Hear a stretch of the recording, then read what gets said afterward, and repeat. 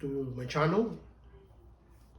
This time, let's review a very important topic that you need to be ready whenever, especially if you carry a firearm, if you are a civilian, citizen, or private security officer, or public safety officer.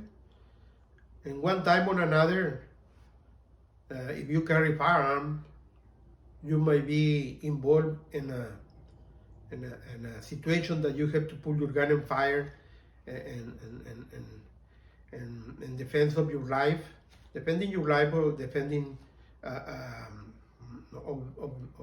life of another person's. The topic today is what to do after a shooting. Okay,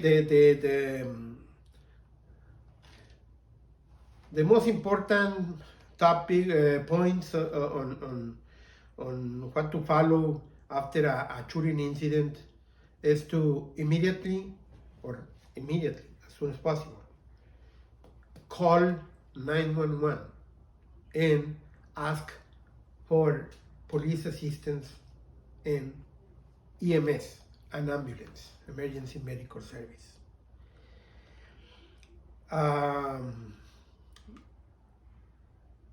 While in the meantime you're calling, you need to be ready to provide your full name, to provide the correct address of the location where the incident happened, and also a brief description of how are you dressed, or your description. In a moment, I will explain why all those information.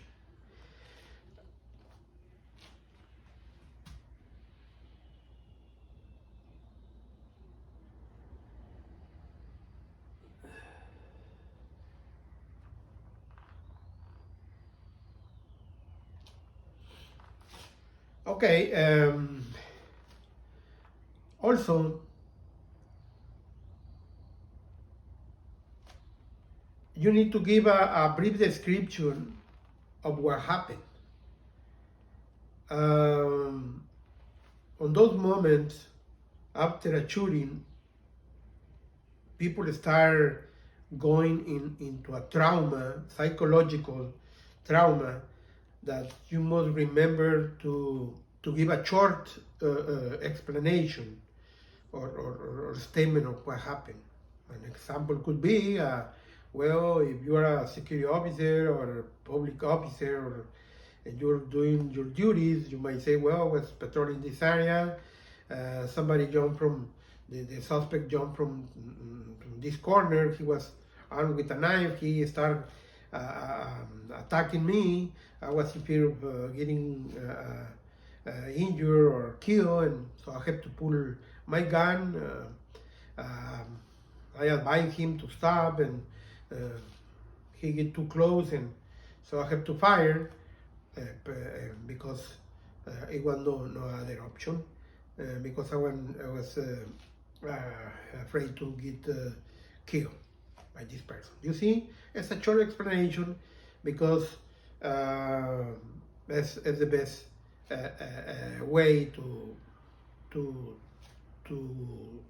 start, because all that information is going to be your best evidence.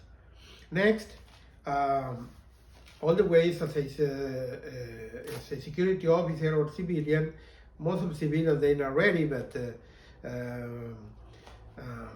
if you are a security officer, all the ways take notes of everything around you, witness, time, how, where, everything. Write it down on your notes. If you are a civilian, you don't have to, but be ready. If you write down simple things that you might forget, because even if you give a short explanation, you might have to go to homicide division and give your statement in writing. And if you think at that moment that you are too frustrated, too stressed, too traumatic, you can give your statement after maybe 24 hours or 48 hours. You can ask the police to give your statement at another time because you don't feel psychological fit to do it. So always remember that. Also,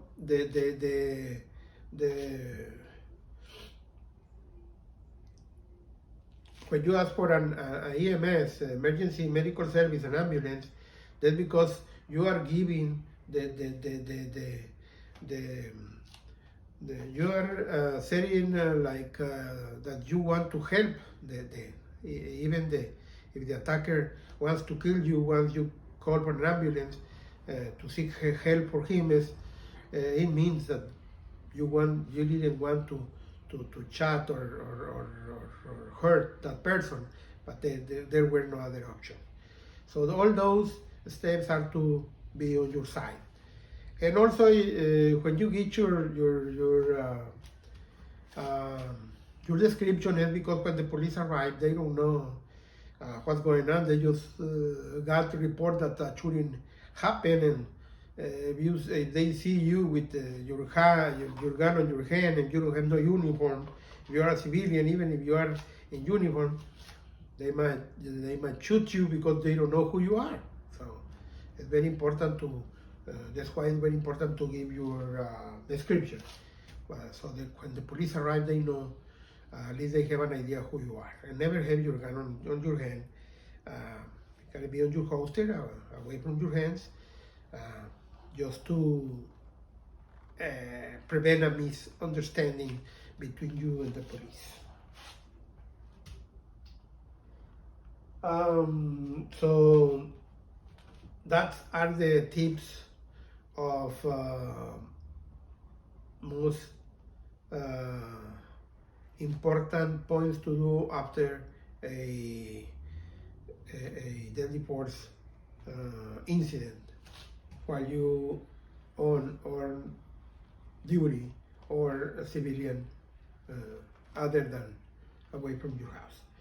Well, don't forget to subscribe, don't forget to share this video, and see you until the next time.